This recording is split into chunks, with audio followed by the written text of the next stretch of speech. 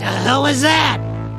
This is the hell you have created for yourself. I'm just standing up for my rights as a consumer.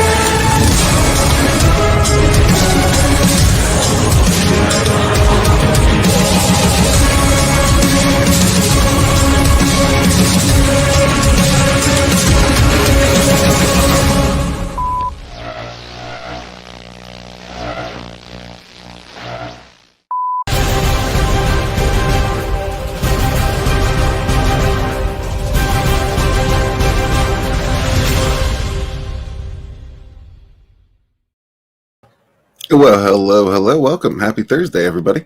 We're here for another Rogues Gallery. Got some more awesome projects to check out. But first, I'm going to check in with you guys. What's up, Pale Rider? Thanks for stopping here. Always good to see you, my friend.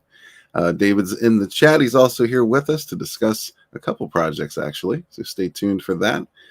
Hey, what's up, Jason? Good to see you, man. Always good to see you, brother. Ryan is here also here with us in the back. We'll be discussing Chaos Book 1 and 2 coming up. Pops is here. What's up, Pops? Good to see you, my man. Tony, what's up, brother? Always good to see you in the chat, man. Tony's in Vegas now doing the big meetup with everybody. So have fun there, man. Be safe. Be careful. You never know. You never know what's going to happen in Vegas. Matthew Birkland is here. What's up, my man? Good to see you as well. Did I miss anybody? Yes, I did. Immortal's here. What's up, Immortal? Good to see you, brother. We also have Frog G in the house. What's up? What's up? And Richard Greeter. What's up? Good to see you all. Thanks for stopping in. I'm going to introduce co-host number 1, and that would be NyRiam. What's up, NyRiam? What up? Not too much. Rodge H, thank you very much, brother. Always appreciate you, man. You're always out here supporting every channel. Such a good dude. Such a good dude. Thanks for being here, man, and thank you very much for that contribution. Appreciate it. So how's your Thursday? If it was like next Thursday, I would be definitely happier because there's a lot of traveling, ahead of me. So there's probably gonna be less sleep. That's the only thing I'm regretting. Yeah. Traveling does suck. What's up, Vinny? How you doing, man? Hey, bro. I'm doing pretty good. How are you two doing? Oh, pretty excellent. Speaking of excellent, Johnny Cage is here. What's up, Johnny? Good to see you, my man. Matthew says, drinking Goose Island lemon. Shandy, good stuff. Well, that does sound excellent. How's your Thursday going, Vinny? Been running around today. There's a few things I had to take care of, but back to work as usual. Making the great books, having fun with good people.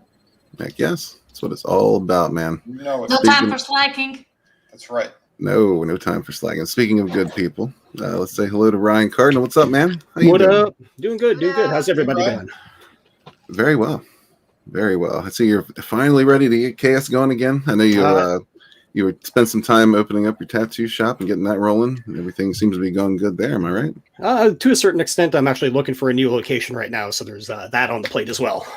All right. Yeah, because I see you on Instagram with the post, and I just assume everything's going all right. Oh yeah, it's putting along, but unfortunately, the place is way too expensive for what it is. So obviously, I got to look for a cheaper location. Gotcha. Well, these things happen, but good luck, man. Good luck to you. That's awesome. I love to see it, man. I love to see it. You're out there building your business, on top of other businesses. You got all kinds of things going on. Yeah, I figured I got like a good solid maybe 10 years left of tattooing at being able to like do it at peak level. Just because I've seen people like hit a certain point and then, it just goes downhill after that. Right. Gotcha. Well, welcome, man. It's good to see you. Yeah. Let's talk a little bit about chaos, shall we? Yeah. Am I saying that right? Is there any weird pronunciation that I'm doing wrong? It's just more like yes, like Caius. Caius, gotcha. Yeah. All right. So we're going to go through... Before we do that, I want to say a special thank you to Frog G out there dropping all the links. Appreciate you, brother. Frog G. He's the best. So yeah, Pale Rider, everybody else, just so you know, it changed these up a little bit. So hopefully you enjoy them the way they are now. But we'll see. All right.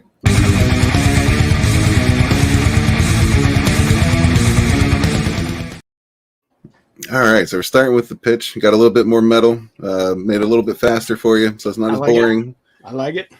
Let me know what you think. So, Ryan, give us the pitch for Caius. You can go with the whole story, 1 and 2. Okay. Well, in issue 1, we follow Maya, who's a thief, and she's stolen something from a far-off land. And depending on what that thing is and how it ends up, literally determines her fate. So she's running away. She's being chased by these people known as the Scout Elites. And that's kind of book 1. And then in book 2 is where the actual true story starts taking place. And here's the pitch. An unlikely trio consisting of Nitto, a young 15-year-old boy, Trigger, a chain-smoking chicken, and Sissik, a giant rattlesnake, leave their jungle abode in search of the one thing that might save their old friend, Cat Master Lee. Aided by a mystical seeker stone, they set out into the world in search of something that might not even exist. Join the adventurers as we discover the world of Caius. So, see, now this is why the pitch is so important, because you had me at chain smoking chicken. Yep. That's magnificent. I'm not even kidding. I'm totally hooked. Where did you come up with the name Sissik for the snake? Actually, the whole, there's so many little elements within Caius that actually relate back to me being native. So I'm of Cree descent, and Cree are not just blue aliens in the Marvel Universe. They're actually natives in Canada. So Caius actually means a long time ago, and Sissik is short form for rattlesnake. So. Oh, okay. Yeah, so there's going to be sprinklings of the language throughout the book. But done in a way that it's not invasive to the storytelling. That's something I'm very, very aware of. Because nothing slows a story down when you try to read a word and you're like, what the fuck is this thing? True that. That's some problems I run into, honestly, because coming up with space names is not easy. Yeah, because you gotta make it roll off the tongue, make it easy to say. Mm-hmm. Yeah. Mm-hmm. Exactly. Yeah. Try not to have too many F's together or stuff like that. Oh, listen, the F's are great, but when you have those little apostrophe in the middle everywhere, that yeah. Yeah, and unfortunately with the Cree language, it is very long and run out. So I have to go through the entire dictionary and be like, okay, I can use that word, can't use that word because it's this long and it means blue or something like that. Well, Johnny Cage says, good, the old music wasn't bad, but it used to jump scare the shit out of me. Well, it's just, I think, a little repetitive, I think, was the problem. What's up, Mogwai? Good to see you, man. What's going on here? We are pimping some books. That's what's going on here. Starting with Caius here. Rugo Beta, good to see you. Hail to you, sir. Sir, ma'am. I still don't know if that's a sir or ma'am. I'm gonna go with sir. Rugo sounds manly to me. If I'm wrong, I apologize. You all know I'm mildly retarded. So let's get on to number 2.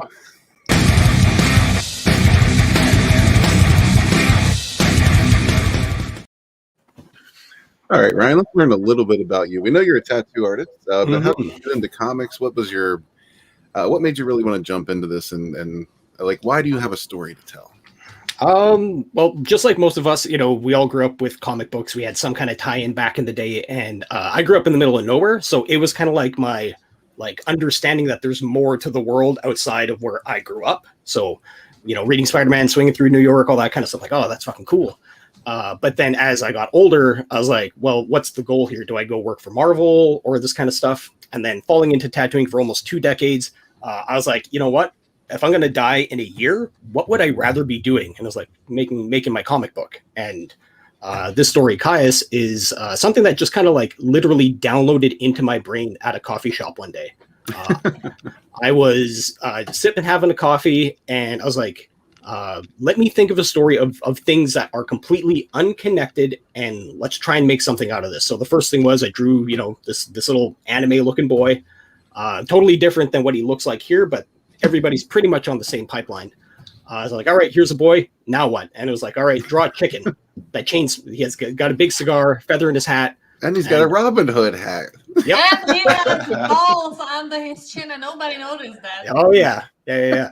So that design has been exactly like that since the beginning. Later on, he gets a flaming, rather than his tail feathers, they're constantly on fire, so his ass is always on fire. But that comes way, way later. Then after that, I drew Catmaster Lee. And then the final one is I drew Sissik the Snake. And literally, as I stroked the last pen line and put it together, I looked at all of them and I was like, okay, what's up with these guys? And it was just like a download of information. The entire story just played out like a cinema on high speed. Just, and I'm sitting there just like, what the fuck is this? And I was like, all right, I got to write all this down because this is a thing. This is happening. Wait a minute. I'm to understand that you have a chain-smoking chicken with a Robin Hood hat and a ball sack on his chin and a flaming ass. I haven't even read this yet, and I want the spin-off immediately. Yes. Yeah. Yes. Just a little tip. Make it even more interesting. Right here, right now, as you have it on that page, slap a censorship, icon over those balls, and you will have everybody on it. No, that's a waddle, right? It's a waddle, but it literally acts like a nutsack. So YouTube's watching. I once drew a turkey that had something similar during an art stream. What's up, Daddy Duder? Good to see you, man. Horny Alf is here as well. Always good to see you, my man. I love seeing Horny Alf in the chat. I just like the name. All right, but wow, yeah, I'm still hung up on that chicken. But let's get on to number 3.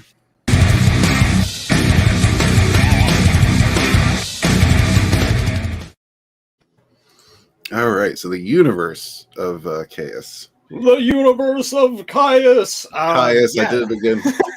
It's all right. So the universe itself, it's not Earth. It literally, the way that I put it, it takes place at the foundation of time. I just wanted to remove it so far from anything that anyone trying to attach bullshit to, I'm like, fuck off, get out of here. So that's got nothing to do with your stuff. But in the world itself, it's been around, inconceivably.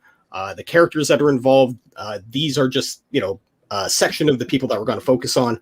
And there is going to be a lot of flashbacks and stuff throughout the story. But the main thing with it is magic is everywhere. And magic ebbs and flows from times of low magic to times of high magic. Anyone can use magic. Anyone has the ability to be magical in their own right. Everyone has the ability to unlock latent abilities. But just like real life, it takes work. It takes effort. You've got to work at it. So there's a lot of people in the world that just don't do it because they're like, why the fuck would I do that? Too much work. Exactly. So there is a balance to it because you're always going to have people that are ambitious or people that are naturally gifted or it comes easier to them. And those are characters that we're going to run into. And our character Nido here, once we actually get into him, see what he's about, his story is, how can I put it? He's got a lot of weight on him, but he has no idea. And the 3 guys that we got there, Trigger, Catmaster Lee, and Sissik, those essentially are his surrogate fathers. Those are who he grew up with for the past 15 years. And they all act as, father, brother, uncle, depending on the scenario and situation. Wait, and the chicken's name is Trigger. Yeah. Son of a bitch. I love this chicken. Yep. And funny enough, man, all this stuff is from 2005. So if anybody's being like, oh, you're just naming him Trigger because of it's like, no, this stuff was happening way before that. Well, I mean, there's tons of words and names out there, right? So that regardless, whatever. Yeah, Things repeat sometimes. Yeah. Well, his real name is Tristan Gerard, so it's just the short of that. So he just goes by Trigger. Gotcha. Yeah. See, you even got an explanation. Yeah. All right. Well, let's delve into these guys a little bit further, shall we?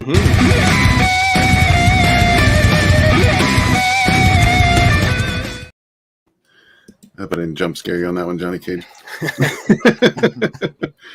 All right. So I guess, we could just kind of go down the list here. Yeah, so in the picture that's on the left-hand side there, those are kind of the main focus in issue 1. We have the character that's really big in the back. That's Maya. She's the thief.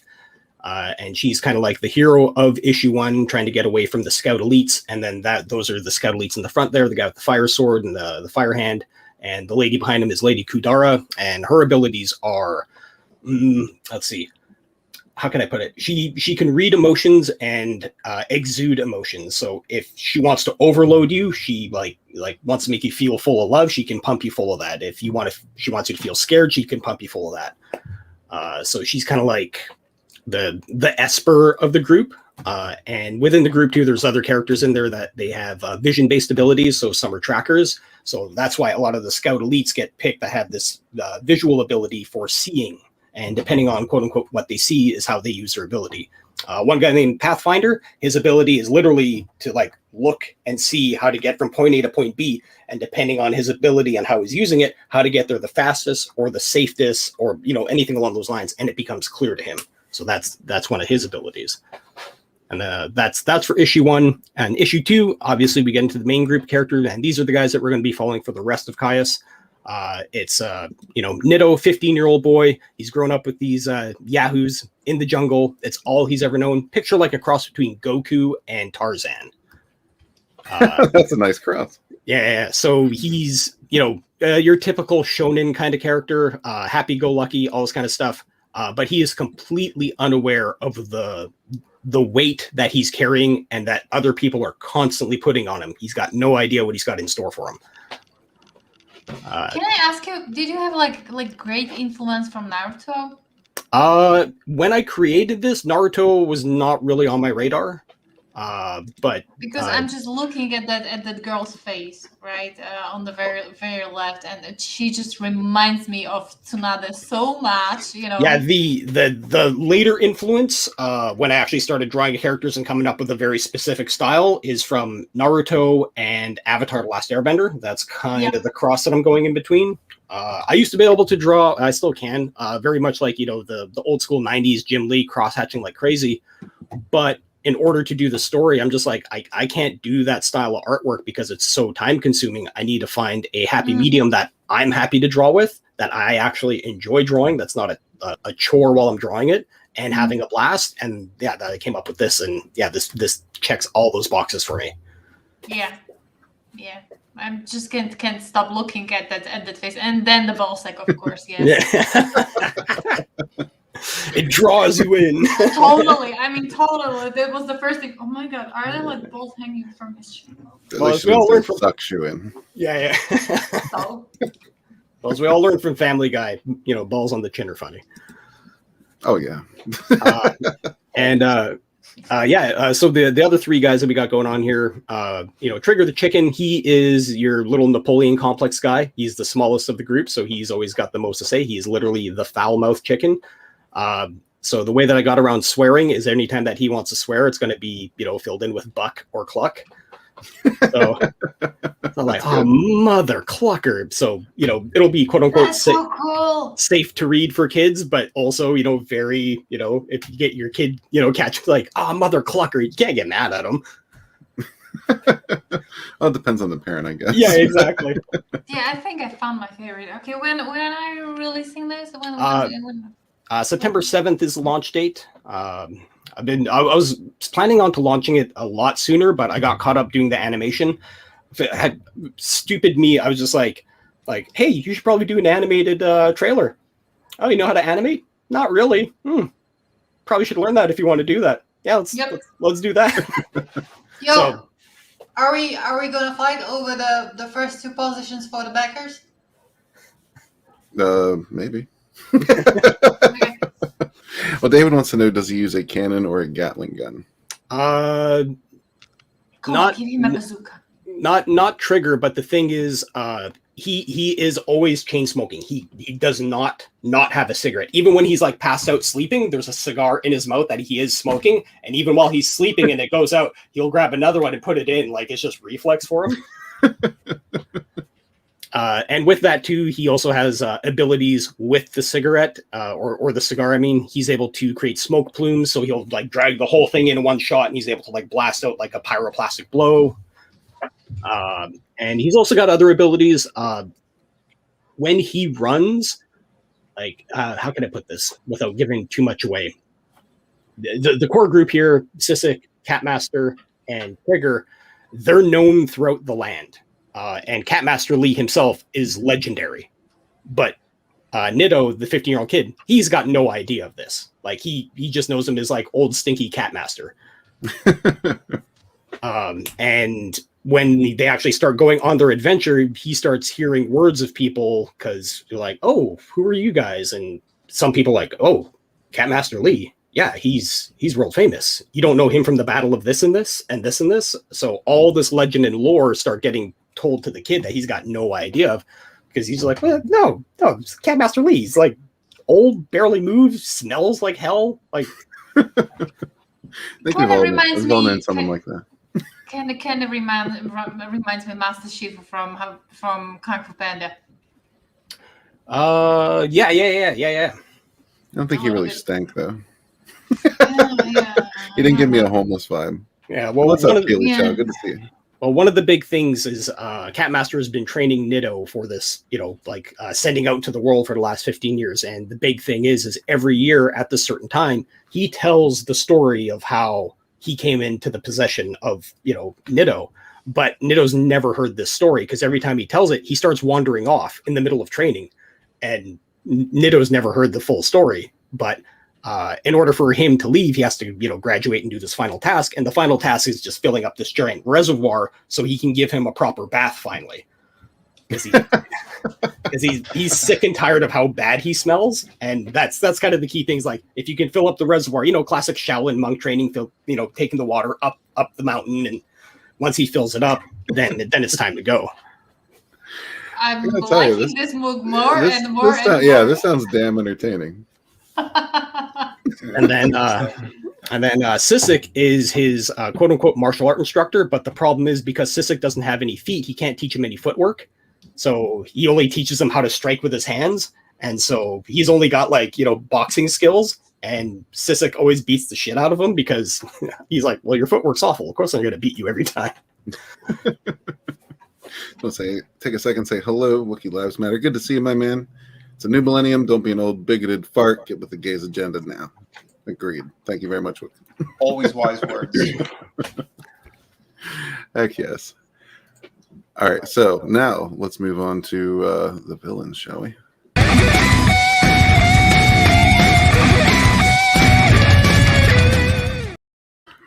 The villains. The villains.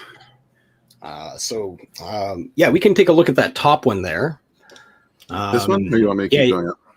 No, that one's good. So we'll go from the far right and move over slowly. So the girl that we have there on the farthest right, she comes up in the second arc of the story. She's not a villain, but she plays a major part. And she's pretty much like the first female character that Nitto interacts with. And obviously things are going to go haywire there because he's never actually interacted with another actual human being. It's just been the chicken, the snake, and Catmaster for 15 years. And then next to her is the Scout Elite Captain, and he's in charge of the whole Scout Elites. Basically, he's one of those guys that nobody wants to fuck with because if he's on your case, you're pretty much either dead or you're going to get caught. Like, that's just the way that it is. Right. And his ability that he's learned, it's called the Mark of the Opapasu. And with that, he's able to draw upon the life force of things around him and use their life force to increase his speed, have fire ability, increase his damage. And terrifying thing is, like, if he grabs you, he can just siphon your life force away and just burn you to a crisp. So even being near him and getting into hand-to-hand combat is extremely dangerous. So And then Maya, that's she's the thief that's running away. And in behind them there, that's another of the scout elites. That's Pathfinder. He's the one that I told you about who can pinpoint and see something and get from point A to point B. So he's very handy to have with the scouts. As we scroll through here, Catmaster, Trigger, Nitto, Sisek, and at the bottom here, this little guy here, Vinny, you're going to love this. There's a full pirate arc way later on. Oh, nice. Yeah.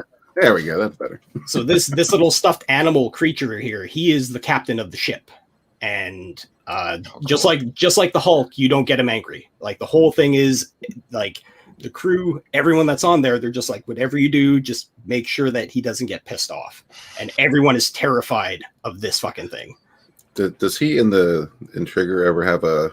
Oh yeah, a single combat? Because I want to see that. Well, they Yes. so the captain here of the pirate ship, him, Trigger, and Catmaster, they go way back. They actually have interactions with each other, and because Nitto notices like, hey, you're a cat creature like Catmaster, and then he goes like, Lee? You talk about Lee? What the hell's that guy up to? And then he's like, what, you know him? And so you find out that they all know each other, and there's some bad blood between the chicken and the fucking captain here. Perfect. And next to him, this giant here, he's second in command of the pirate ship. So when he shows up, everyone is also just like, holy shit, look, it's a fucking giant. So he towers over everybody. And he basically acts as the you remember what was it? Thunderdome Master Blaster? Yeah. So the captain rides on top of him wherever he goes. So everyone gets like super impressed at how big this dude is, and then he's like, yeah, you scared of me, don't piss off this guy. And then we got Lady Kudara right here. Like I said, she's part of the Scout Elites. She's actually of high rank noble ability, but because of her ability, she gets thrown into the Scout Elites, which she kind of hates because she'd rather, be doing the royal noble thing. And the last guy that we got up here, this is Wes of the Wild. He would be kind of like the main adversary in the first arc, where Nitto is actually trying to leave the jungle where they grew up. And just like everyone else, Wesa has plans and has been planning stuff for Nitto for the last 15 years. So really what it boils down to is this kid's just a troublemaker. He's not a troublemaker. He's actually, it's everyone else. He's a high commodity. Exactly. But he's got no idea. He's got zero clue about it. And right. Part of the thing with that too is with Catmaster Lee, Trigger, and Sisek raising him, they made sure that he actually had a good childhood. That was their thing. It's a whole nature versus nurture kind of thing. And right. Because some of the things that are tied to Nitto could have very bad ramifications if they start going a different direction. So they made sure to instill, goodness into him from the get-go. Oh yeah, I think you have a winner on your hands here, man. Oh, thank you. Let's say hello to Parrot Head. What's up, my man? Good to see you, brother. Got King of the Squibs here as well. Good to see you too. Thanks for stopping in, guys. Appreciate it. Be sure to hit that like button on your way in and out. Yep, we're collecting. We're going for 35 today. And we're talking about Chaos right now. I said it right that time, right? Yep. Awesome. This will be book 1 and 2. Yep. With Ryan Cardinal here. It sounds very, very entertaining. Yeah, I got some of the books right here. This is issue 1. Oh, Oh, awesome. nice, man. Yeah, so this is issue 1. This is the Akira homage cover, just on the outside border. There's a very limited print run of these, so when the campaign goes up, these are what's going to be attached for the 1 and 2 combo. Once this is sold out, that's it. It's not going to be printed again, but if it does sell out, I'm going to be doing a variant cover, and that's the way I'm going to do all the stuff. Low print run, once it sell out, that's when the variant cover gets released. Secret Tier color cover. So this is a color cover from issue 1. Again, very low print run. I think I have maybe 60 of these or somewhere around there. And there's also going to be a Secret Tier variant cover as well. And also have sketch covers available. So this is another way to get it, and some custom artwork on issue 1. And I'll have sketch covers available for issue 2 as well. Dude, that's Awesome. amazing. Beautiful. Well prepared, my sir. This guy's a pro. Absolutely. Yep. Yeah, guys, so click that link. I don't have the links in the description yet, but Frog G is kind enough to be throwing them out there in the chat. Thank you very much, my man. Frog G. Sign up for Chaos right now. And I believe you still have to do that confirmation on the email as well. So look for that email confirmation, hit confirm, and yeah, you'll be good. You'll be signed up and ready to go. I have a technical question before we proceed. Like when you're working on those animations, right? If we're talking about, I don't know, 30 seconds of animation, how much time? Well, you see, I had a life. I don't have a life. No, it is very time consuming, especially not knowing any of the real tricks of the trade. So what I did is I went and took old late 80s, early 90s anime intros, and I edited them to basically the time frame that I wanted, and I broke apart all the tricks that they were using, and was like, oh, okay, they're only using parallaxing for this. I can do that. There's no like 360 turnarounds or anything. I was like, okay, that's out of the question. Zoom in, zoom out, stuff like that. Just all these little things I picked up, and I was like, oh, there's a scene where I got like one of the with Lady Kudara, she's got all these rocks going around her. I was like, well, that can just be a long strip of rocks that I've drawn up, flipped, turned around, and I can just pull that up like a screen as I'm doing the animation, and then that I don't have to individually hand animate those. So it's just finding all these little tricks and stuff like that. So how long did it take you to build this 20 seconds? Well, I have a full minute of animation, so these are just cut up and spliced from it. Actually, if you want, is it the trailer up above? Yeah, but I have shorter ones that I have that are actually a little bit better, a little less punchy on the eyes. So if you want, I'm going to share those with you here. Yeah, absolutely. I was going to say I'd be remiss if we didn't share the the awesome work you've been doing on these trailers. Yep. Let's see. Let's do that. Share Those audio. trailers are fucking epic. All right, so I did 5 of them. They're only about like 15 or 17 seconds each, super quick.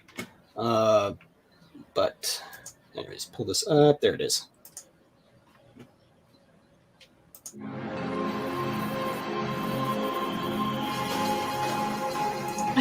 Chicken.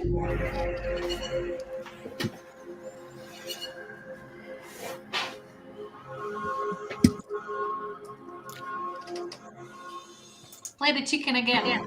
Oh.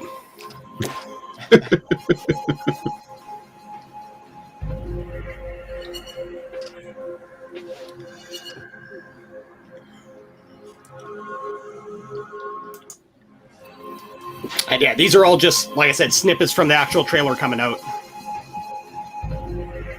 Very cool, man. Wow.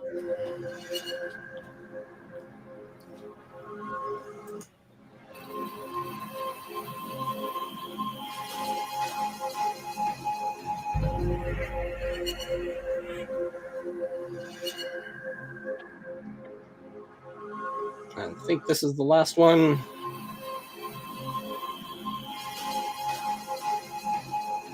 Chicken.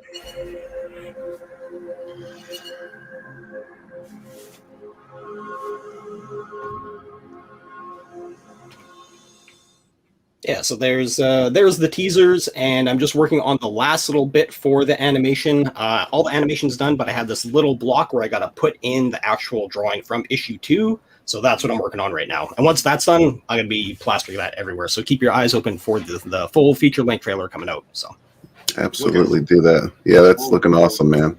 Yeah. Brian, good to see you, man. Thanks for being here, brother. And we got one more question before we say goodbye.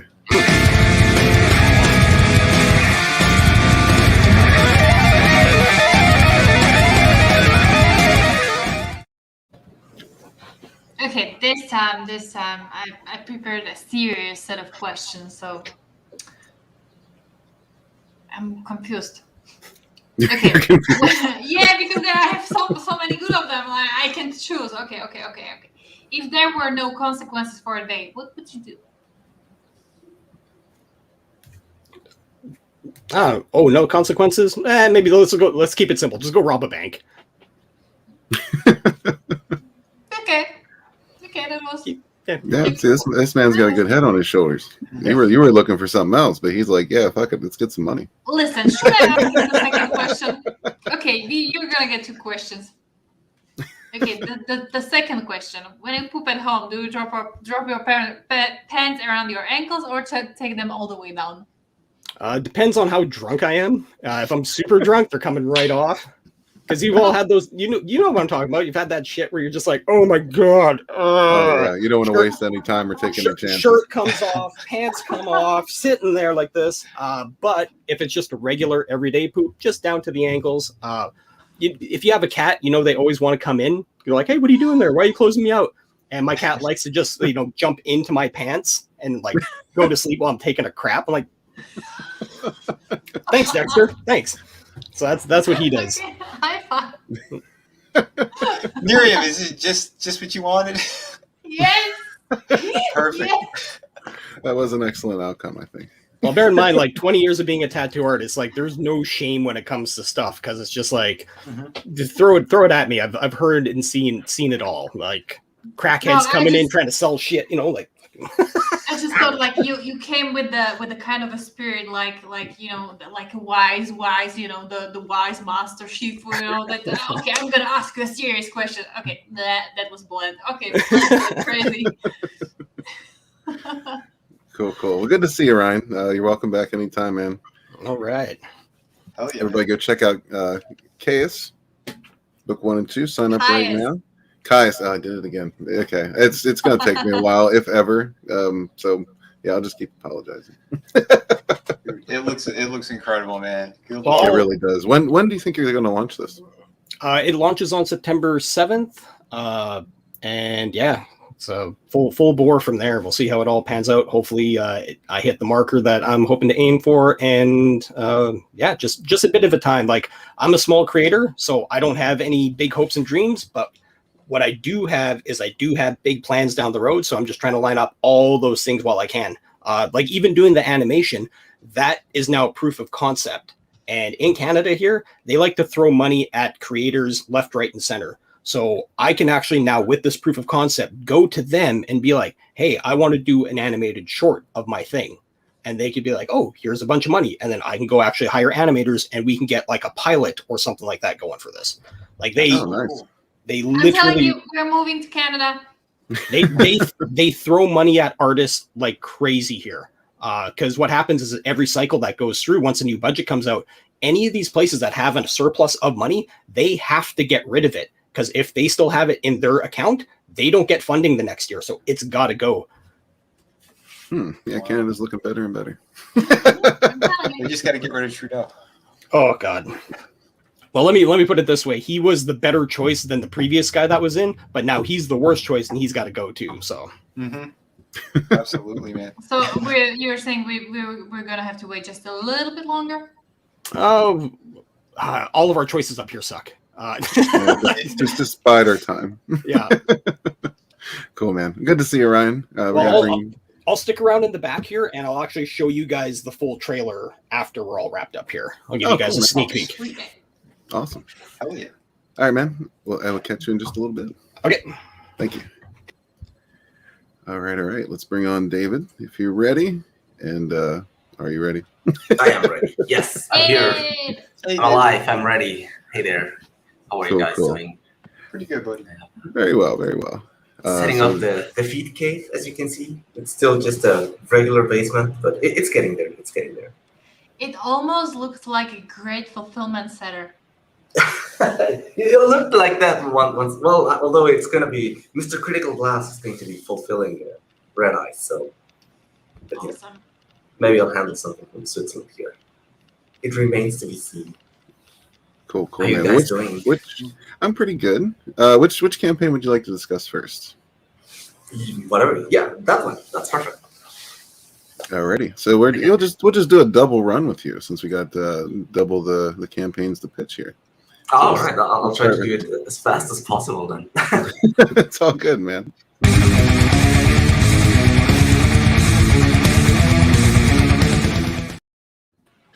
So yeah, we'll start with the pitch for Redshift Express. Now this is really new to me actually, so I'm curious.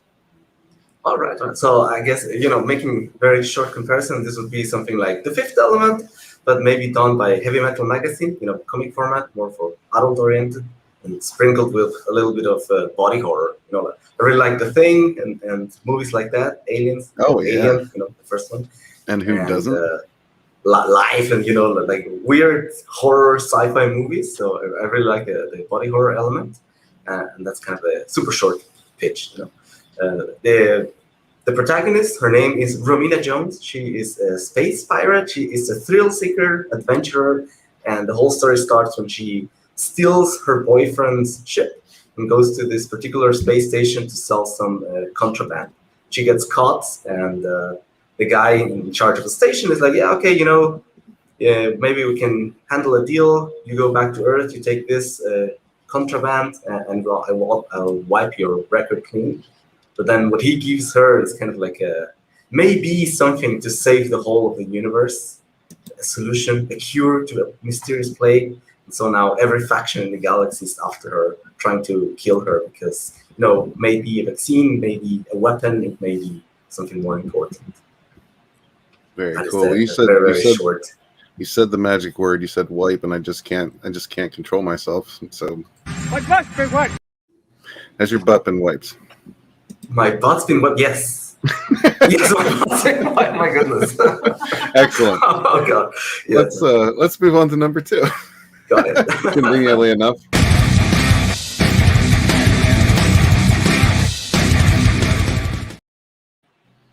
So yeah, this is the part where you tell us a little bit about yourself, where you came from, how you got into comics, what prompted you to get into creating.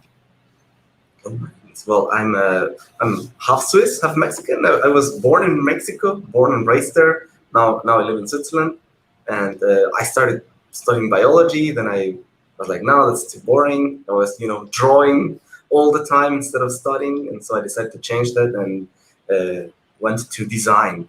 So I finished design and didn't find any job and ended up, at some point being, like a house husband, and now I work in a bank in a reception, but more like for the inside of the bank, more like the transports and stuff with security. What got me into comics was I've always loved all sort of visual media, like anime, mangas, comics, cartoons, and I've had these stories that I've been working on since I was, in high school. This one is the sci-fi story I've been working on, and Red Eyes is a fantasy story that I've been working on since forever. And I think your boy Zach, when he started his Patreon and he started doing this Ironside story and then went on to do the Indiegogo for Jawbreakers, I was like, hey, it's possible. Why the hell not? This sounds like fun. This sounds like a possible solution to create a comic with crowdfunding and, I don't know, hopefully pleasing the fans and getting the fans to contribute to this effort, creating something that I would not be able to do at this speed and at this with this funds as well. So yeah, your boy Zach is the one who got me really, really into comics. Also, during the school, I was doing some internships, and some of them were in Hollywood. That's like a PA. It's like the lowest of the lowest in the whole production of movies. And I was lucky enough to have an internship in Green Lantern in the art department. So I was just, like a clerk making copies and sending the copies to the other guys. But there was like a giant library that the artists were using for inspiration. So they had all the books that were relating to Green Lantern, like the really, really old ones, like the first ones from the 60s or 70s, all the way down to the last ones that were being done by Ethan Van Sciver, by the way. That was the first time I even heard of Ethan Van Sciver, that I saw these issues, and some of them I was like, this is kind of boring, and then I saw some others like, whoa, these drawings are freaking fantastic, and then I would see all the time, oh, Ethan Van Sciver, okay, so I like this guy, I like this art. That's how I got in contact with American comic books for the first time, then I bought the Kingdom Come, and I bought some Green Lantern comics, and that's how I kind of got into it, because before I was more like into manga and European comics. Right. Well, that's cool, because you've been kind of all over, so you've been able to get a nice taste for everything. Yeah, no, I mean, I was really into your fantasy European comics, and I got late in life into American comics. So it's been like a journey of discovery since like a few years ago. Like I see many people when they start talking about American comics, like they have such deep knowledge of everything X-Men, and this year this happened, and this writer and this character and this story arc. I'm amazed at how much lore there is inside the American comic book industry. Oh yeah, there's tons. You said you were working in a bank? Right now, I work in a bank. Yes. I say we keep Brian away from David for some time. Only if he's on a From date. Brian, why? Is he the guy from Six Gun Gorilla, or what? Or is No, he like- making some sort of a heist like- comic?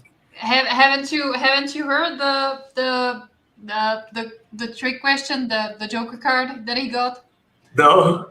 No, he got the question like, "What if there were no consequences? What would you do?" And his first answer was, okay. "Rob the bank." So No, those things are insured and everything. I'm like, whatever. He's like, I don't care. Just don't shoot me. Yeah, please don't shoot me. I mean, please don't rob a bank, of course, But if you do, please don't shoot me. So basically, you say you're gonna be like Sim, just gonna throw all your money at him. No. I mean, come on, no. I'll do what I gotta do. Like press the emergency, close the Proper doors, precautions. and check with the camera. That's Sure. Right. the whole spiel, obviously. Take a second to say hello to Simon. What's up, man? Good to see you, brother. Hi, Simon. Hello, May- Simon. May is here as well. Good to see you too, May. So yeah, then we'll move on to number 3.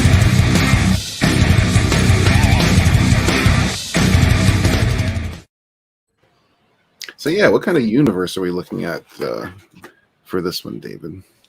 All right, so the Redshift Express, the name relates to a particular spaceship in this universe, called also, the Redshift Express. And the whole spiel is that the universe is expanding, but that's, certain And the thing is that the objects that are farther away, that expand even faster.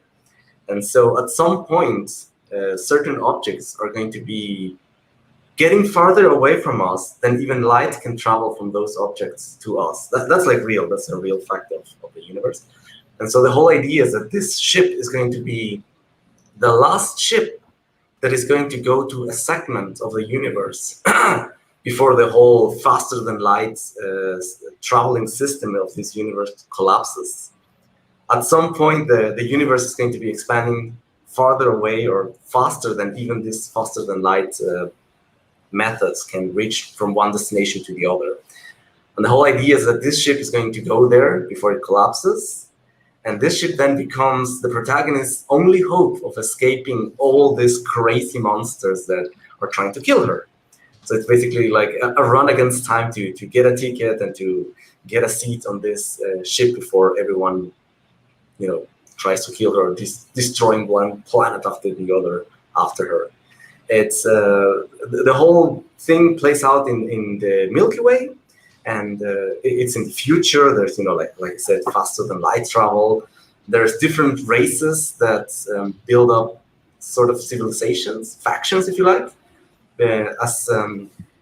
When I started writing this story, I was thinking of a game as an RTS, a strategy game, where you would have like different factions fighting each other, and so like the different factions are now the different factions in the comic. So there's like the Enlightened; those are like the cybernetic zombies. Like if you go a little bit up, the thing you can see there, the monster, that's one of the Enlightened. So they're like a mixture between like robots, cyborgs. They also, like grab people and they just basically graft them into this robotic skeletons, and then they use them as intimidation tactics. Like that. The thing in the front is basically a human that was attached to that and is being slowly taken over by the robot behind it. Yeah, it doesn't sound like a good time at all. Oh no, it's definitely not a good time at all. They call it assimilation. It's kind of like, I don't know if you played Magic the Gathering. Oh, I have here and there, yeah. There's a faction of bad guys called the Phyrexian, or something like that. That's kind of like that, but in space, like everything cybernetic and monstrous. And there's all the factions. There's obviously the humans who are more like militaristics, and there are more like religious factions. There are more like biological factions, and so forth and so on. Like a typical sci-fi universe. Like you have Halo, you have the Covenant, you have the Flood, and you have the humans, and in StarCraft you have the Zerg, and you have the Protoss and humans. And the same here, and the same deal is here. Like you have the humans, you have the Enlightened, they're the technological ones, and then there's a thing called the Black Hunger, which is basically everyone thinks it's just a sickness, but it ends up being, like a biological thing that is sentient, that is trying to take over the galaxy. Oh, That's more or less it. Maymay says he's finally doing the comic. Awesome, Maymay. Keep me updated. Keep me posted, and we'll get you on here. All right. It's really built up on the basis of like an RTS with the factions and the weapons and the everything. Like every faction has their unique singular weapons and weapon systems. Right. Yeah. No, that's cool, and that takes a lot of thought too. Well, awesome, so. It remains to be seen, I like the artwork. It looks more like a painting when you look at it. The guy, Rafael Cristani, he's pretty good. He's working with Aaron Calamari with a murder weapon. I guess he's done other stuff, but I don't know. Cool. Well, let's delve a little bit into the heroes.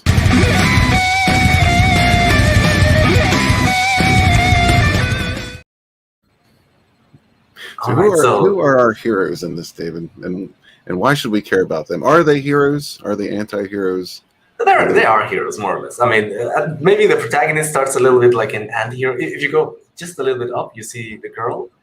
Those two guys are basically the protagonist of the story. She is Romina Jones. She is a space pirate. She's kind of young. She's kind of a thrill seeker. And the whole adventure starts when she basically is bored out of her mind one day and just steals her boyfriend's ship and goes to this international station to sell the ship and the contraband inside, just because she's bored and she wants to start like a fight or something. Then the other guy, his name is Guy Kensington. He's the guy in charge of this international station, and he's some sort of a dirty cop. So he knows her, and he knows her whole gang of like space pirates, and he helps them out, for a fee, obviously. And when or maybe it's something different, like he may be interested in her, or that might also play a role. Hey, listen, payment can come in many forms. Something like that. And so when she gets in trouble because she gets caught, he's the one who's like, okay, I'm going to help you, wipe your record clean and say nothing happened. But of course, you're gonna have to do something for me. And he gives her this the MacGuffin of the story that she has to take back to Earth. Then it turns out that everyone wants it, like the Black Hunger biological monsters wanted, the Enlightened wanted, and some factions of the humans, they also want this MacGuffin. So those are like the two main protagonists of the story, really. There are some other people that come along as well. Her boyfriend obviously is important in the story. He's like the leader of this space pirate gang. They're called the Burning Skull Gang. They're like all cybernetic. Like some of them are missing arms, but they have, like a giant saw instead of an arm and stuff like that. Like one of them is missing the eyes, and so he has like a visor with, binoculars and stuff. And so there's like friends on the space pirate, on the, lawlessness, outlaws sort of part of humanity. And some of the protagonists are from like the police and the military. Very cool. So mixed backgrounds. And I gotta say, I love me some space horror. I love that stuff. Yeah, the space station. He's nailing it with that. I can maybe post here, show you the cover, share screen. Let me see if I can do this. Window, cover, share, bam. So this is the proposed cover. So let's see if I can go full screen here. Bam. So you can see in the middle is the Guy Kensington, the old dirty cop. Then it's the Romina Jones is the girl. She's more or less the protagonist of the whole story because everything revolves around her escaping these monsters. Right. And the samurai guy someone said like, what is a cheese thing doing on his head? I don't know. I thought it was something like a samurai hat, but it looks pretty funny. I'll admit. But anyway, he's the boyfriend. Yeah, he's the guy who's never hungry. Just running out of the space. Just taking nips out of his hat. And the other guy is like a police officer. He's a friend of the dirty cop. He's the contact on Earth that, whenever he has some stuff to send to Earth, he's the contact that receives it. And Yeah, I have a question. Is it a mold cheese? Because it stinks. Sorry? Whether it's a moldy cheese, you know, the like. Is it stinky cheese Yeah, it's a or stinky cheese. fresh It's one of those aromatic really, cheese? really hard, hard cheeses, because otherwise I guess it would melt on top of his head or something. Okay. You know, like need his, his saber to cut pieces of it too. Oh, nice. No, What's it's for not dinner? nice. What's for dinner? Grilled cheese. What's for breakfast? Let's have like a raclette. He just has to, like stay close to heat source and put it on a potato. Nice. Nice. Oh my god, yeah. Oh my god, now we're talking about cheese, then McGuffins. Like, dude, you're making like a McDonald's story in the space. Not McMuffins. Not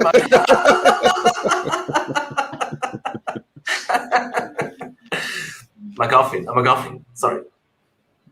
Yeah, that cheese hat will always suck me in without fail. I thought, yeah, okay, I'm not gonna change it. By the way, can you see the waffles on the floor? I just noticed. Oh, you're right. That looks like waffles. Yeah, maybe it is like. I think maybe everybody's it's like just a cooking hungry. show. And It's not really an action we adventure. have even the octopus there. I mean, this is a full restaurant. Sorry. Yeah, we got calamari, waffles. Uh-huh. cheese. You got it. Uh-huh. Maybe the grating on the ceiling could be, like chocolate. Wow, really? Chocolate bars. Oh my god, There I'm you getting go. hungry. Me too. I was like, Damn it. yeah, good old cheese would be nice now. You can make it a raclette stretch for goal, me. like when we reach like I don't know, 20K, where you're gonna get a really big roll of stinky cheese.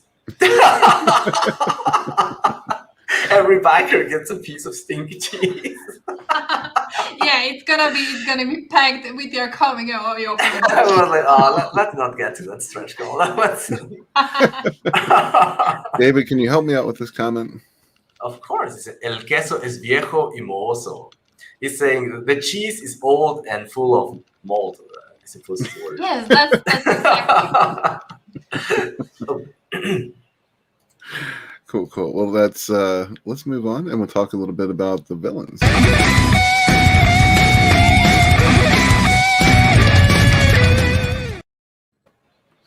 Now, I have a feeling there's not just one villain here.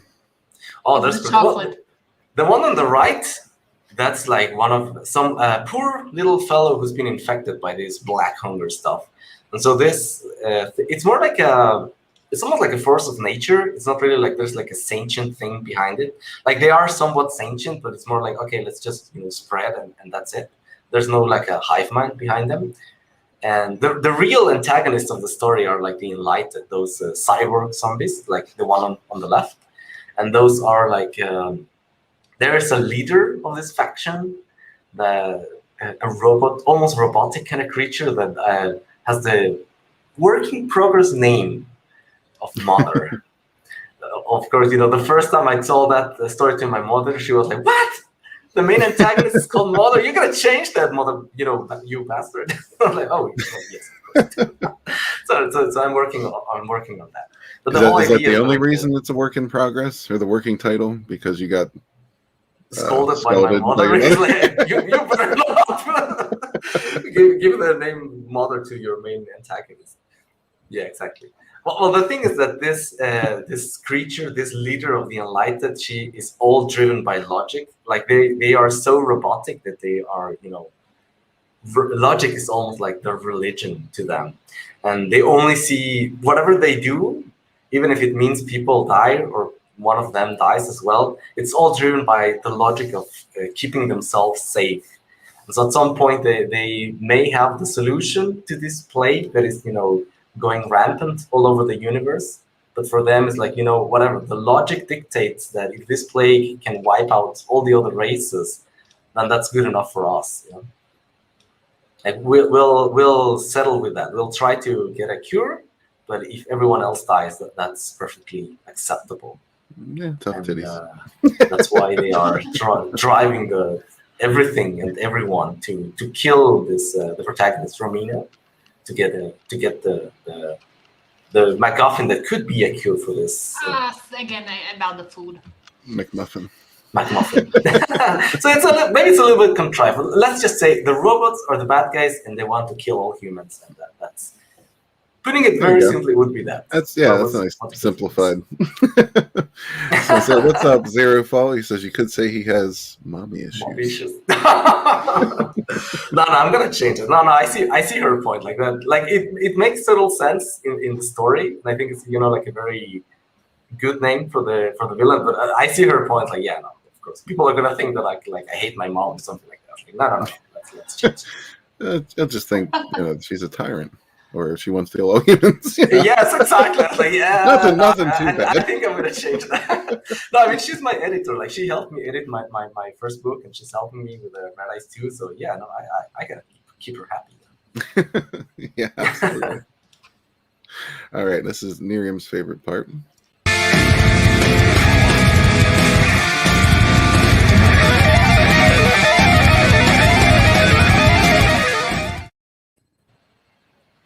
Do you want the serious one or the crazy one?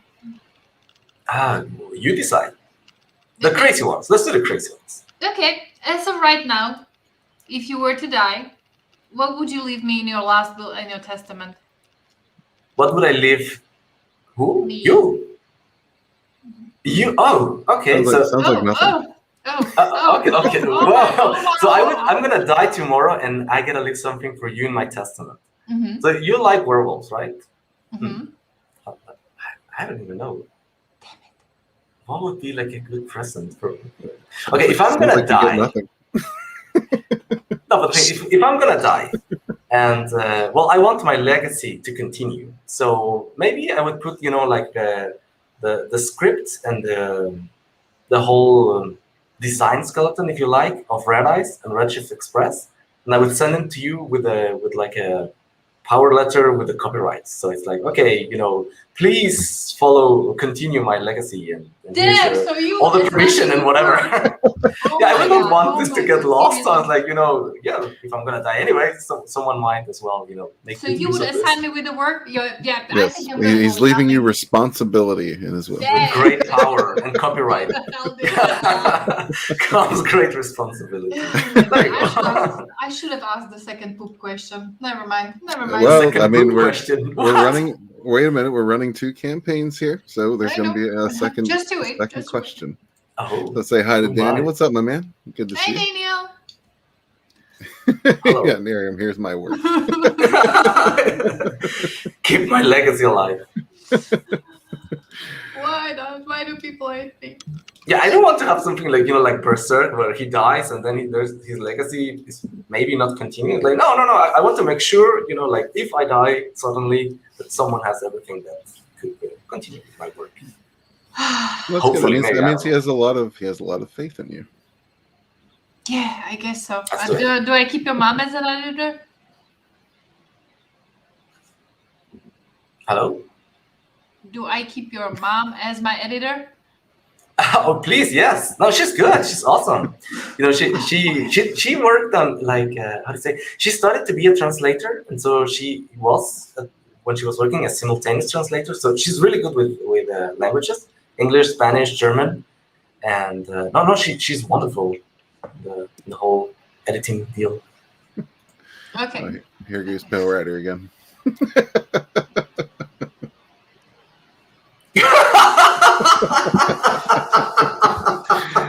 All right, so let's move on to Red Eyes. Wait a minute, I'm married. I'm taken. Sorry. I already left 2 legacies in this world, so I did my homework. What's up, Drew? Thanks for stopping by, man. All right, so we're gonna come back to number 1 and just go right around. We'll skip the creator bit because we've learned about you, but we'll start with the pitch on Red Eyes 2.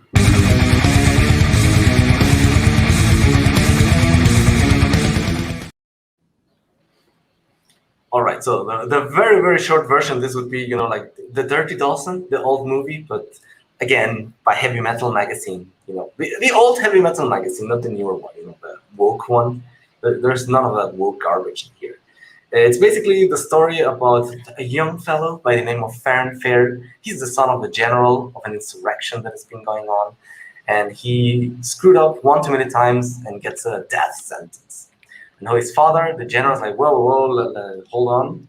He makes a deal with the other insurgent leaders, and he says, okay, son, you are gonna go on this crazy mission, or you can get, hanged tonight.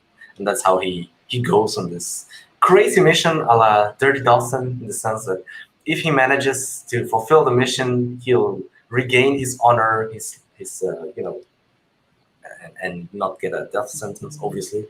And if he dies in the middle of this really difficult mission, then it'll be for the glory of the insurrection. And at least his name will be washed of the shame of what he did in the past. And that's how Blondie, Farron, goes in this mission. That's the guy on the right one, the cover on the right, is the human one with the serrated sword. That's the protagonist of the story. Oh, you gotcha. We'll get there. All right, yeah. So that's more or less a pitch. Cool. One guy against the world. He goes on this crazy mission that starts as a mission to save his land, but ends up being a mission to just almost save the entire planet. As things unfold, if you like. Cool. What's up, Tommy? Good to see you, man. Oh, Daniel's throwing some jabs out here. You need a microscope. He's still in the whole legacy and seed thing.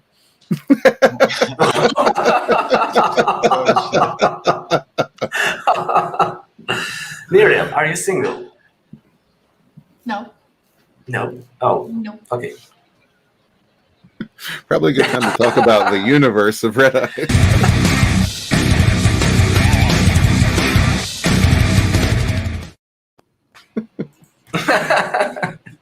All right,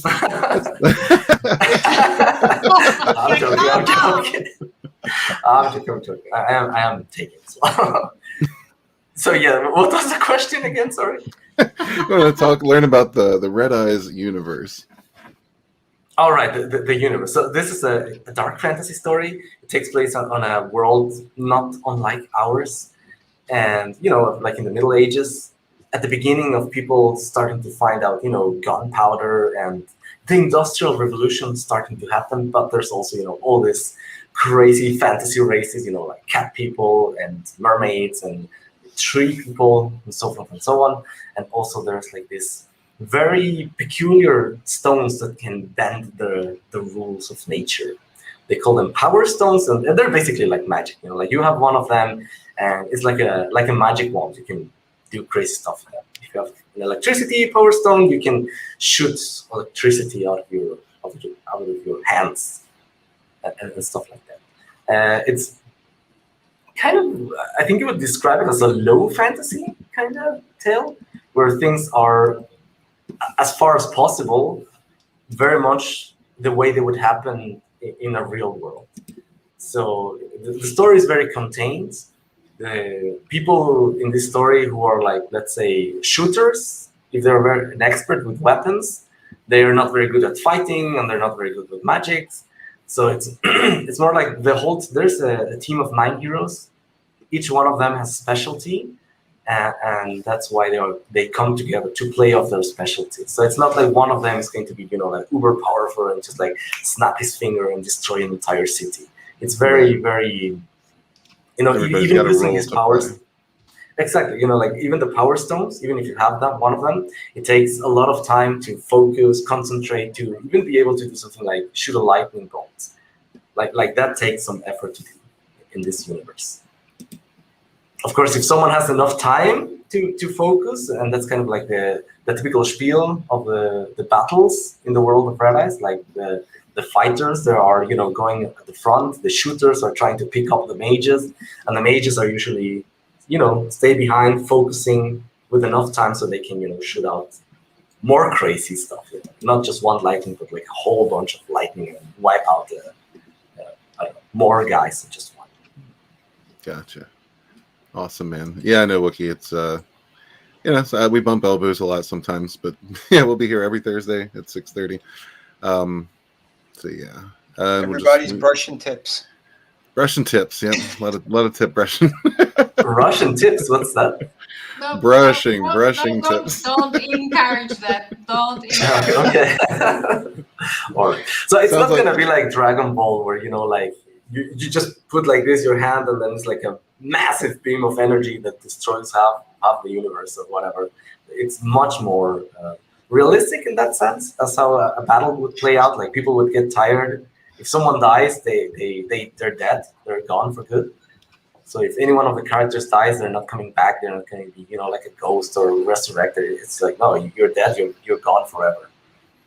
Yeah, I definitely think that's important. That death should have consequences. No matter what kind of story you're telling. I don't mind the occasional. If it fits the story, if it's good for the story. The occasional return of some character or another for whatever reason, as long as it's suitable to the story. But you get stuff like Supernatural, where somebody dies every other episode, and they're back like 2 episodes later. Like the whole cast has died 7 times, and they've all been resurrected 7 times. And Right? Yeah. No, it's not gonna be like that. It's going to be a little bit more dramatic, let's say. And we all know that there's only one character where we pardon that behavior, and that's Kenny. What, Goku? No, Kenny. Oh, Kenny, yeah. Yeah, Goku has also died like I don't know how many times in every one of those sagas. I just wish that guy would finally squeeze that dump out. I mean, it's been years, and he's still trying to push that same shit out. Just take a laxative or something. He pushed so hard. That's how his hair got spiky. Come on. You know the principles of anime. You build up, you train, then you fail, only to build up again, then you know how the heroes are. You look like you're about to die, and suddenly somebody motivates you, and you're like, oh, Super Saiyan, and then you get crap out of the strongest enemy. So yeah. I like anime. I used to watch Dragon Ball Z and all that stuff, but like me personally, I like that a story is more contained and more serious in that regard. Like at some point, I feel like many mangas and animes they fall into the trap that at some point the enemies they're facing they're so gigantic, powerful, and they always keep upping the game to where it's almost there are no stakes anymore. Like after you are capable of destroying a planet with your powers, like. But we love that. Yeah, no, of course. Power fantasy is fantastic, but like the top of that was One Punch Man, right? Like. Yeah, no, to each their own. Like I like power fantasy as much as the net guys. Next day. Yeah. Every story has its own thing, and that's cool. It works for some. It doesn't work for others, and yeah. Well, I don't remember where the hell we were anymore. Something Red Dress. Yeah, Mr. Chris is actually going to be in Red Eyes too. He bought the Be Drawn in the comic, and listen, at some point we wouldn't expect less. Like if Chris doesn't make an appearance in any comic, it's just like, what the hell happened? He made an unofficial appearance in my first comic. I had this special edition where I heard of him. I was on his channel, and then I went on to do like a. Let me see. Where's the camera? There is a camera. That is the first unofficial appearance of Chris in my comics. That's Chris. Which one is the Chris? Where is he hiding? Is he behind the one the with man? the nose? Of course, the one with the gigantic nose, sort of nose. Is Chris behind that man? Chris is getting beheaded. He's getting a new haircut in my comic. Okay. We were looking for a red dress. He'll get something like that. Also, in Red Eyes 2, he has his first official appearance, and I'm thinking of doing something like that. Like one guy next to him like explodes to bits, and so it's like like all the blood drips on him, and then the bad guy's like, "Ha, that's a nice red dress you got there," or something like that. Real quick, May. Yeah, absolutely. Yeah, just hit me up on Twitter if you need some advice. Absolutely. But yeah, I think we're at the heroes part, so let's do that.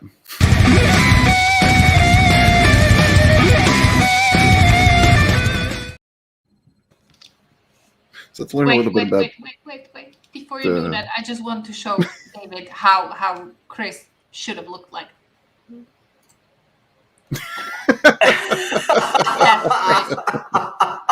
That is Chris. You may proceed. In words of Pale Rider, you may proceed. This will teach Chris not to miss streams. I like the Urland, Chris Urland version. He was supposed to be on here to promote himself in Pale Rider's stead. So yeah, just for that, let's give him a little bit of this too.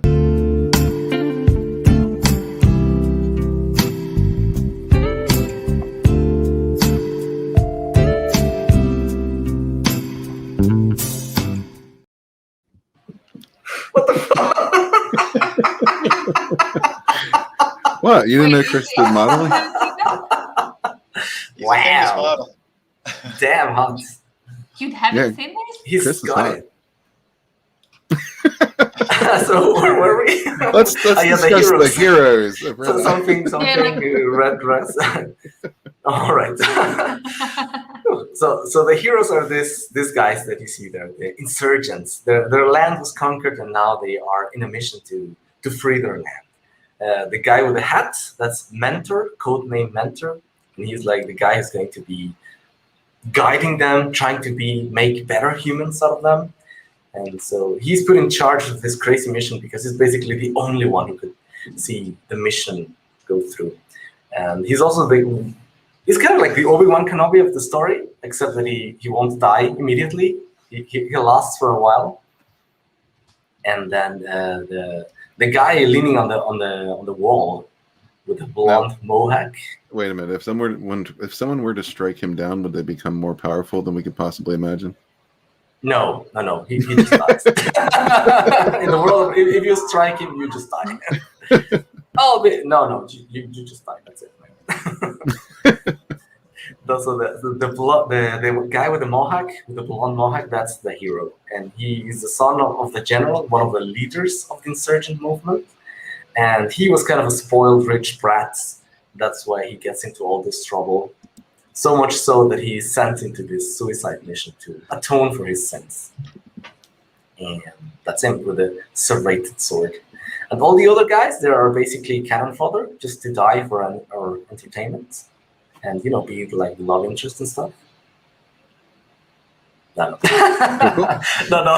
They each have their own little stories and stuff. Like there's all the typical archetypes. One of them is a shooter. One of the other guys like the tracker. One of them is like the girl there, the one with the blonde hair and the yellow dress. She has like a gravity power stone, and she's one of the powerful mages of the team. No, like she cannot fight for shit, and she cannot shoot a weapon. So they have to take care of her. She focuses, but then she can release like this massive gravitational waves and kill a bunch of people. Nice. And Strike me down, and I'll just die. Peace out, suckers. Yeah, exactly. That's it. Yes, that's probably accurate, Pale Rider. Is the tiger fella? Is he the tracker? No, the tiger, he's the brutish fighter. Oh, see, I'm stereotyping here. That's what I'm doing. He's like a giant sword, and he's just, like smacking people left and right and, tearing them to pieces and stuff. And the tracker, there's like a really, really old guy he looks like he's dying at every second. And everyone's like, why do we bring along this really creepy old guy? But he's like the tracker, he's like the poison taster, he's like he knows all the stuff about, the forest and stuff. Or if they have to follow someone, he can see, like the threads in the snow, and you're like, oh, he went that way. He's good at his job, basically. And yeah, those are the stretch goals. But no, we're talking about heroes. So, is there any more heroes we need to discuss? Oh, well, there's 9 heroes, but the main protagonist is the Blondie and the Mentor. Those are like the story revolves around. I'm trying to blow this up a little more so I can take in this artwork. Sometimes when you're blowing stuff up on the internet, it just skips all over. Oh, I can share that image if you want. Okay. Oh, I think we're good. I think. Actually, yeah. If you want to share it, feel free. Okay, share window. No, Chrome. No, yes, window. Here, poster. Wow. So we reached a stretch goal where this is going to become a poster for all the backers, a fold-out poster. So full screen. That's amazing. Yeah, this guy Andrea Guardina, he nailed it out of the park with this cover, with this poster. Yeah, man, I love it. Oh yeah, me too. No, I think it's fantastic. So the guy on top with the mohawk and the metallic arm, that's the protagonist. The guy with the hat, that's mentor. That's like the mentor of all the others, and the rest is more. So they're not exactly canon fodder, but they are there for our entertainment. And like in their conversations with the heroes and in their love interest with the heroes, it's we have more of the heroes revealed to us. It's more of developing character, and of course every one of them has their own quirks and stuff. The guy on the left, the really old guy, that's the tracker. Like he doesn't fight. He doesn't know how to use magic, supposedly, and he's like, why do we tag him along? But then he's like, turns out to be like a monster tamer, and that giant freaking monster in the back was like something he can call to his aid. And the girl with the shiny eyes. Oh yeah, no, I love it. So he's almost like a druid type character, almost without like the super druidical powers. Yeah, I think it would be like a summoner sort of character. Okay. I guess in the world of Final Fantasy or something like that, would be called like a summoner. Right. I love Called these them monster minion tamers. So the girl with the shining eyes, she has like these gravity power stones, so she can do that kind of power magic. The one below her, the deer girl, she's like the blacksmith of the team. Like she's good with fighting, but she also good at repairing the weapons and like crafting and putting power stones in the weapons to make them more powerful. The girl, well, so the cat is obviously like the brutish fighter. He's just they're like he can swipe and tear your head apart. Then the girl that's behind Mentor, the one with the ace in her hand, she's a quote-unquote gambler girl. So she's like the trickster, the thief of the team. The one with the weapon, the shooter, that's the shooter girl. And the other guy, he's kind of like the wild card of the team. Like he knows a little bit of monster taming, so he has this like monster mouth with him. But he also knows a little bit of sword fighting and a little bit of shooting. Oh my god, I'm looking at X-Men. Can you see it? Like the guy on the left is, like Xavier because he's bald. Maybe, we have yeah. Gambit. We have the Beast. All right. Yeah, I see. Yeah, there's some parallels. Maybe, I guess, yeah. So I'm trying to look those for are Magneto, though. It's gonna be the dude in the back. Well, before we get going, I really want to talk about the villains. So let's do that.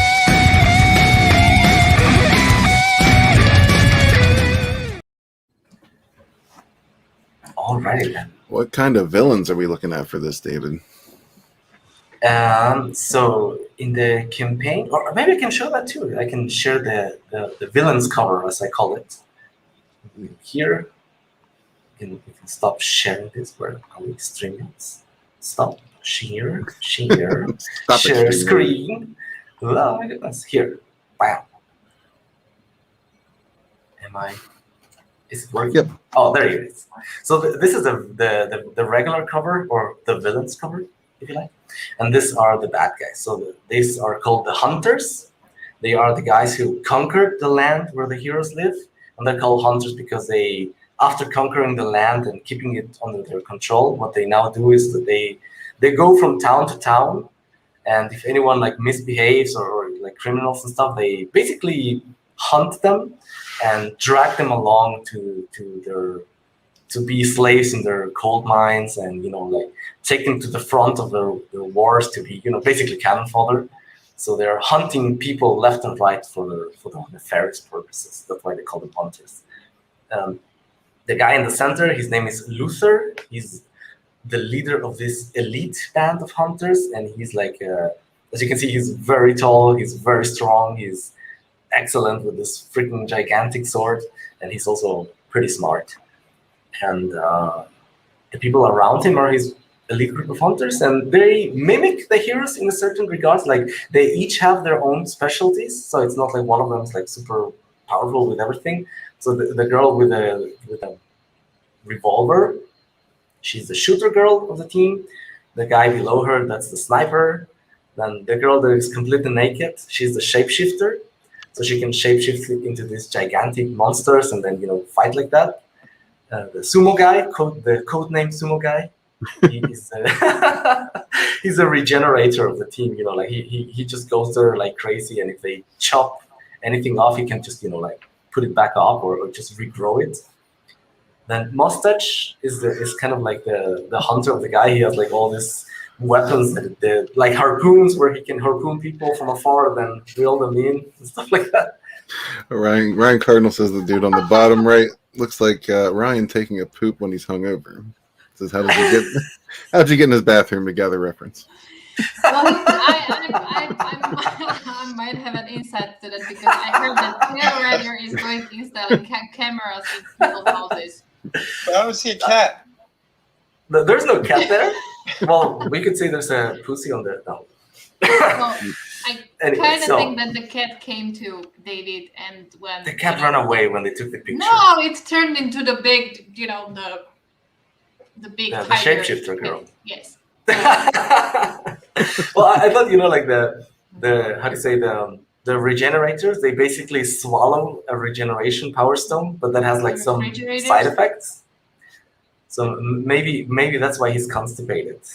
That's why he has such a huge baby. He's constipated all the time. So you're saying he ate a refrigerator? Something like that. Yeah.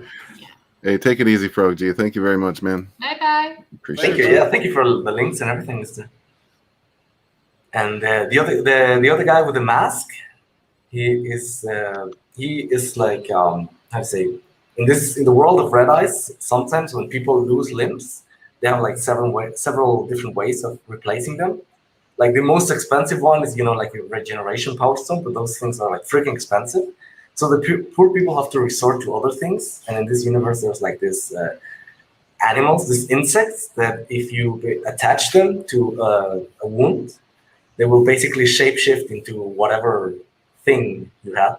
So if you have like your arm chopped off, you can put one of those insects, and it'll slowly, attach itself to your hand and shapeshift into hand. That sounds Those horrifying. things are called like graftlings.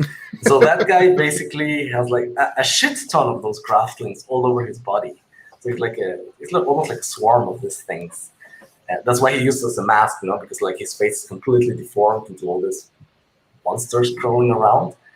And whenever he fights, like the graftlings, they come out, and he can use them almost like tentacles and like weapons and stuff. So if anyone like tries to stab him from behind, like one of the graftlings would come out and snap the weapon.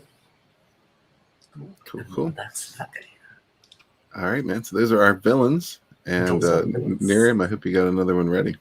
Yes.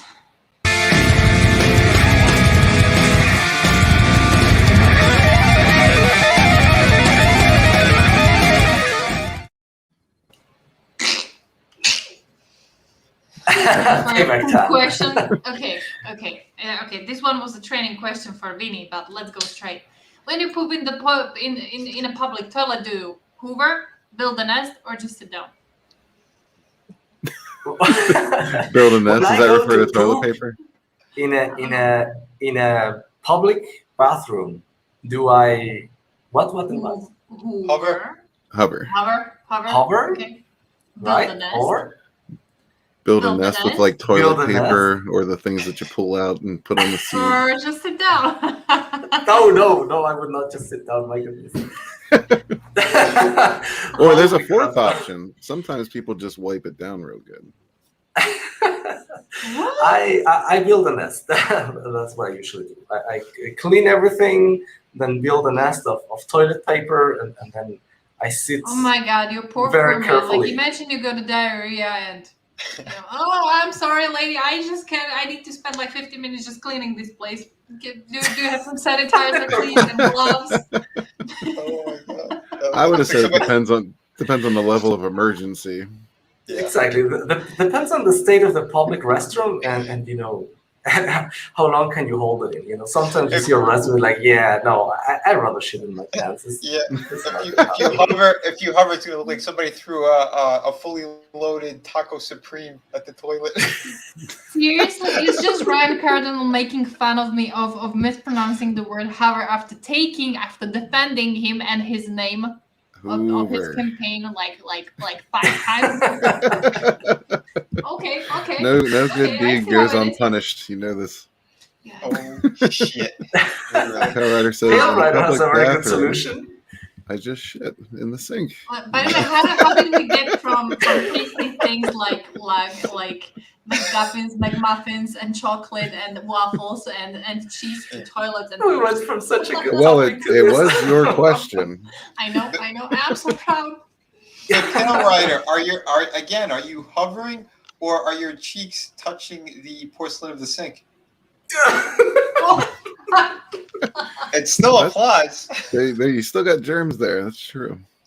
Do you build a nest? You build a nest. You wipe it down. Damn, I should have asked this question Ryan Cardinal with his chicken, you know, with the balls. Balls like. Clapping them cheeks. Yeah. That sounds like a healthy note to wrap it up on. Ryan, you gotta watch out. If it's been 45 days, I think that's what killed the Duke as well. Are you gonna be twerking while hovering so the last beats get out, or? You know? Yeah. All right, everybody, check out these campaigns. We got Red Eyes 2 in demand. We got Redshift Express mailing list ready to go. We got Caius mailing list ready to go. Also, I'll put all these links in the description when we're finished here. But then we also, real quick, Bonds. The Drive is also in demand. It's fulfilling right now. So if you haven't checked that out, I would encourage you to do so. This man is doing all the hard work, or all the hard labor, because of course I'm the princess, I'm the lady, I'm the pretty of the pair, so yeah. That's true. I can't argue with that. Also, Shadow of the Kraken is in demand now as well. Vinny, would you like to say a quick word? It is, man. Yeah, I want to thank everyone who's been backing it. We are literally one backer away from hitting 17K on this. I am working thoroughly on it. You guys are gonna have one hell of an amazing book. It's gonna be 50 pages. You guys know the story, but yeah, it's again, trusted creator here. Delivered 5 times, hardcover book, all that great stuff. This is campaign number 6. We still rocking and rolling. So yeah, thank you guys. Hell yeah. And finally, Sunsworn Wings of Vengeance is also in demand. If you haven't checked that out, I would encourage you to do so. It's epic space fantasy at its finest. If you're tired of the bored old shit and everything that they're doing to our beloved franchises, indies are where it's at. So check all these books out. Again, I'll put all these links in the description as soon as we wrap it up here, which we're going to do right now. So thank you, everybody, for coming. We appreciate you guys. Thank you, David. And thank you for letting me be on your show. Thank you, Ryan, for being here as well. Yeah, my pleasure, guys. My pleasure. You. But yeah, we're going to take this one out, put it in the books, and hopefully catch you all back here next Thursday at 6:30 p.m. Eastern. So thanks again. Peace out.